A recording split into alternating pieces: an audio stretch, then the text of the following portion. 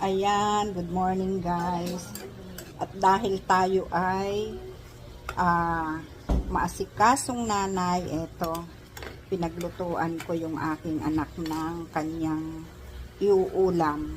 Ang matitira naman nito ay diulam ko naman sa tanghalian kasi siya ay may pasok. Ayan, ang ulam niya.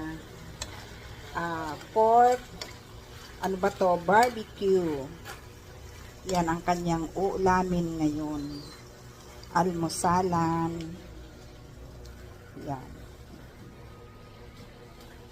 Malapit na siyang maluto. Look guys. Oh.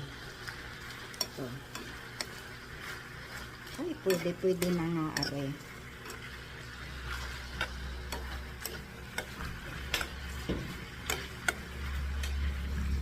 Yan. Saglit lang, papatayin ko na siya. Yan, yun lamang po. Thanks for watching.